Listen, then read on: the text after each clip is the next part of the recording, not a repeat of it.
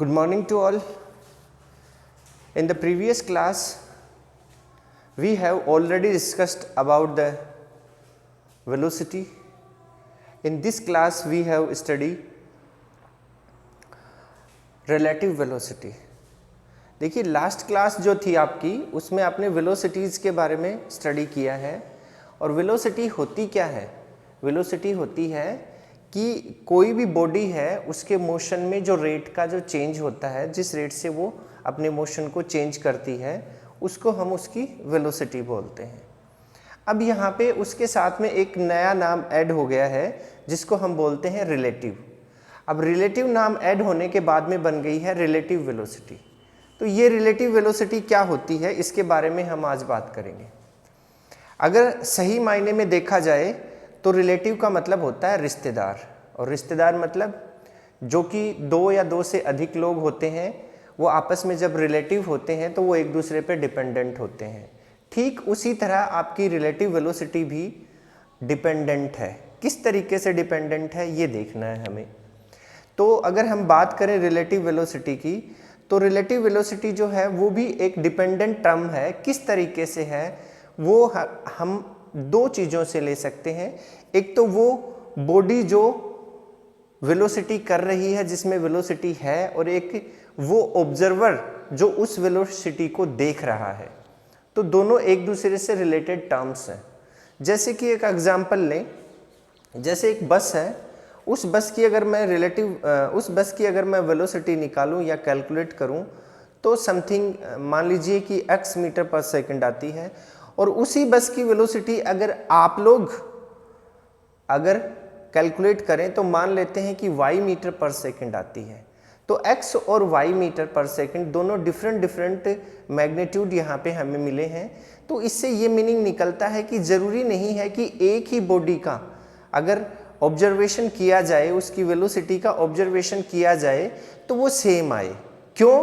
क्योंकि ये जो चीज़ है ये देखने वाले के नज़रिए पे डिपेंड करती है कि वो किस तरीके से उसकी वेलोसिटी को ऑब्जर्व कर रहा होता है। तो ऐसे ही कुछ टर्म्स हैं जिनके बारे में हम बात कर रहे हैं।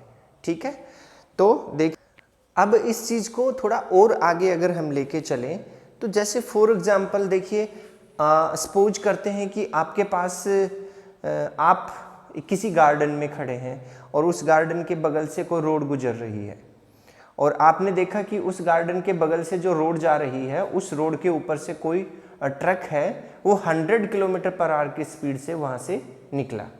ठीक, लेकिन अब उस केस में अगर स्टडी की जाए तो जब आपने उसकी वेलोसिटी को देखा तब आप ग्राउंड पर थे, मतलब उसकी जो वेलोसिटी है वो अर्थ के रिस्पेक्ट में हो गई। ग्राउंड मतलब अर्थ के रिस्पेक्ट में 100 किलोमीटर पर आवर हो गई। क्यों? क्योंकि आप उस टाइम ग्राउंड पर थे और आप स्टेशनरी पोजीशन में थे, मतलब आप रेस्ट पोजीशन में थे। अब आपने सोचा कि चलो मैं एक काम करता हूँ, मैं अपनी कार उठाता हूँ और इसका पीछा करता हूँ। आपने अपनी कार उठाई और ट्रक के पीछे लगा दी, और आपकी कार की maximum velocity 95 kilometre per hour थी। तो आप क्या कर रहे हैं, आप 95 किलोमीटर पर आवर की स्पीड से ट्रक के पीछे जा रहे हैं और ट्रक 100 किलोमीटर पर आवर की स्पीड से आगे जा रहा है। ठीक है, उस केस में अगर हम देखें तो आपकी कार के जितने भी ऑब्जेक्ट्स हैं, जितने भी पार्ट्स हैं, वो आपके रिस्पेक्ट में क्या होते हैं, रेस्ट पोजीशन में होते हैं। जैसे आपके बगल की सीट, कार में लगा हुआ स्टीरियो, कार की अदर बहुत सारी पार्ट्स जो है वो सब, स्टीयरिंग है उसका वो भी वहीं पे बना हुआ है। अगर 1 घंटे तक आप लगातार चलते रहे तो कार ने तो अपनी पोजीशन को 95 किलोमीटर चेंज कर लिया है, लेकिन उसकी आपके बगल वाली सीट जो है और आपका डोर है, आपका स्टीयरिंग व्हील है, वो सब उसी जगह पे बने हुए हैं। तो that means it's a point object, वो मोशन कर रहे हैं लेकिन आपके रिस्पेक्ट में मोशन नहीं कर रहे हैं। फिर अगर आप अपनी कार के विंडो से देखेंगे तो आपको ग्राउंड जो है वो 95 किलोमीटर पर आवर की स्पीड से पीछे जाता हुआ नजर आएगा।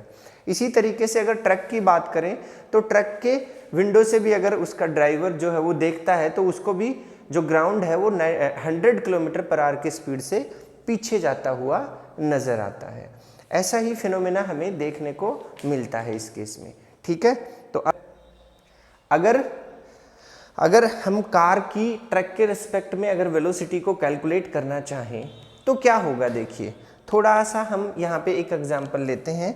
देखिए जैसे कार जो है, सॉरी आपका ट्रक जो है वो इस तरीके से 100 किलोमीटर पर आवर की स्पीड से जा रहा है, तो उसने 1 घंटे में जो डिस्टेंस कवर की वो कितनी है, 100 किलोमीटर, 100 किलोमीटर पर आवर। ये है उसकी स्पीड। किसकी स्पीड है, ये ट्रक की स्पीड है। हम इसको ट्रक दिखा सकते हैं। ये मान लीजिए आपका बड़ा सा एक ट्रक है, यहाँ पे ये ट्रक है आपका, इस तरीके से एक ट्रक जा रहा है आपका, ये आपका ट्रक है ऐसे, ठीक है, ये ट्रक जा रहा है आपका, ठीक। अब अगर हम देखें तो कार के रेस्पेक्ट में हमें निकालना है, तो कार के रेस्पेक्ट में जो ग्राउंड है, ये ग्राउंड है जिसपे वो सड़क बनी हुई है, वो ग्राउंड जो है वो कार के रेस्पेक्ट में क्या हो रहा है, 95 किलोमीटर पीछे की तरफ जा रहा है, मतलब पर आवर में 95 किलोमीटर पीछे की तरफ जा रहा है। तो ये लीजिए कार को अगर हम देखें तो वो 95 किलोमीटर पीछे की तरफ जा रहा है, 95 किलोमीटर पीछे की तरफ। तो दोनों का अगर डिफरेंस निकाला जाए तो वो इतना आता है, और ये डिफरेंस कितना आया, ये डिफरेंस आया आपका 5 किलोमीटर, 100 और 95 के बीच का डिफरेंस, तो ये आया आपका 5 किलोमीटर, यहाँ से 5 किलोमीटर। तो जो नेट वेलोसिटी होगी, किसकी नेट वेलोसिटी, ट्रक और कार की एक दूसरे के रिस्पेक्ट में जो रिलेटिव वेलोसिटी होगी, जो नेट वेलोसिटी होगी वो कितनी होगी, वो होगी 5 kilometre per hour, 5 kilometre per hour. मतलब ये रहा कि 1 घंटे में 100 किलोमीटर ट्रक चला गया, तो उसके पीछे पीछे कार भी 95 किलोमीटर चली गई, फिर दोनों जाकर रुक गए वहां पे, तो दोनों के बीच का डिफरेंस कितना आया, 5 किलोमीटर आया। इस तरीके से भी हम इसको समझ सकते हैं।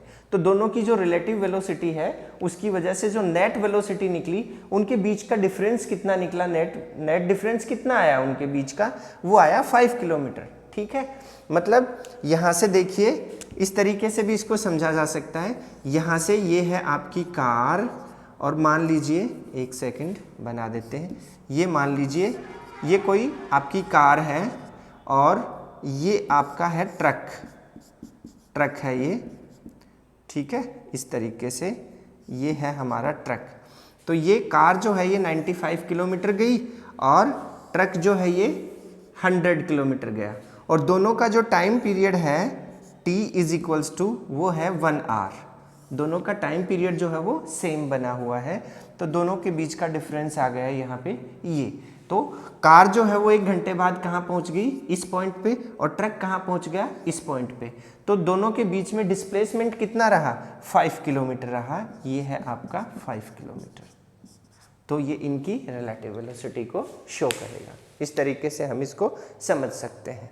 अब अगर हम केस टू केस अगर हम बात करें, तो केस टू केस अगर देखा जाए तो फर्स्ट केस में जब हम ग्राउंड के ऊपर खड़े थे, गार्डन में थे, उस केस में अगर हम देखें तो रिलेटिव वेलोसिटी ग्राउंड के रिस्पेक्ट में होगी, और ग्राउंड के रिस्पेक्ट में होगी तो उस केस में हमारी जो फ्रेम ऑफ रेफरेंस है वो क्या होगा, ग्राउंड होगा। और ट्रक की वेलोसिटी क्या होती है वहाँ पे, 100 किलोमीटर पर आवर।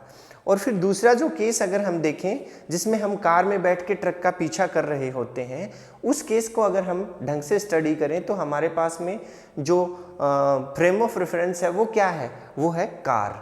तो कार के रेफरेंस में हमने उसकी वेलोसिटी को ऑब्जर्व किया, पहले में ग्राउंड के रिस्पेक्ट में किया, तो जिसके रिस्पेक्ट में हम वेलोसिटी को ऑब्जर्व कर रहे हैं वही उसकी फ्रेम ऑफ रेफरेंस होती है। फर्स्ट केस की और सेकंड केस की फ्रेम ऑफ रेफरेंस डिफरेंट होने की वजह से रिलेटिव वेलोसिटी भी दोनों की डिफरेंट हमें मिलेगी। इस तरीके से हम इस चीज़ को समझ सकते हैं। नेक्स्ट जो लेक्चर होगा अपना, उस लेक्चर में हम लोग कैलकुलेशन करेंगे किसकी, रिलेटिव वेलोसिटी की, कुछ एग्जाम्पल्स की हेल्प से। तो आज के लिए इतना ही। नेक्स्ट लेक्चर में फिर मिलते हैं एक नए टॉपिक के साथ। Thank you, have a nice day.